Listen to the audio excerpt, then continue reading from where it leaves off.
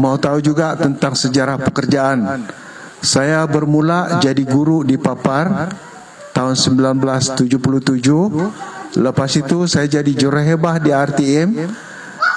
Lepas itu saya jadi pegawai penerangan, pegawai kanan penerangan di Jabatan Penerangan di Kota Kinabalu, ditukarkan ke Semenanjung. Dan di Semenanjung saya bermula bekerja dengan menteri-menteri dari Sabah, bermula daripada Datuk James Songkili tahun 1984 menjadi setiausaha sulit beliau di Kementerian Kehakiman di Kuala Lumpur.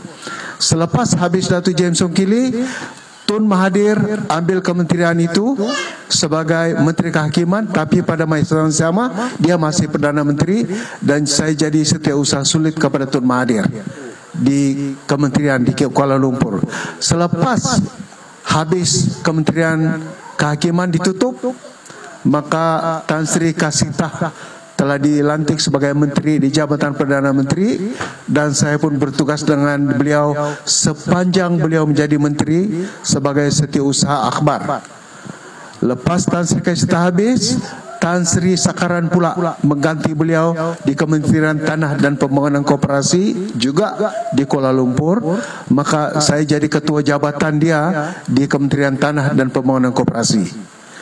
Dan selepas itu dia dilantik sebagai ketua Menteri Sabah. Saya pun ikut di Kota Kinabalu, dipinjamkan ke Kota Kinabalu dan menjadi setiausaha akhbar kepada ketua menteri, dan saya terlibat untuk mentadbir kerajaan negeri di pejabat ketua menteri.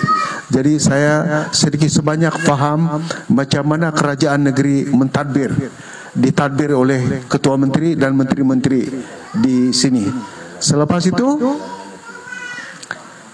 saya dilantik sebagai pengarah protokol negeri Sabah beberapa tahun. Lepas itu dilantik lagi jadi pengarah perhubungan pejabat negeri Sabah di Kuala Lumpur.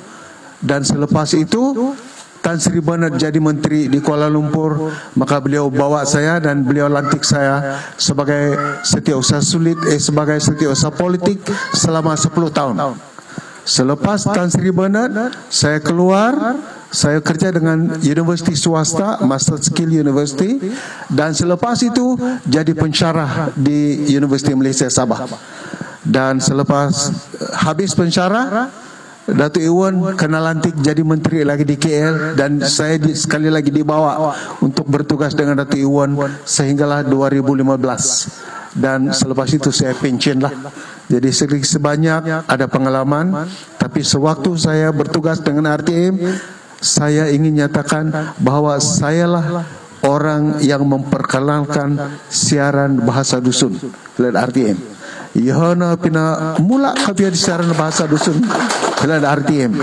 Sorok pakai takdiri nga sekali memesaikkan nanti lagu-lagu hiburan kadi pengarah yang sekali nanti aku hira library RTM nga ausok malagu dusun takut dikalai. Iso na lagu dusun dati kita ko sunsugari ka karang ako de sunsugari ka de sansamida dua nama.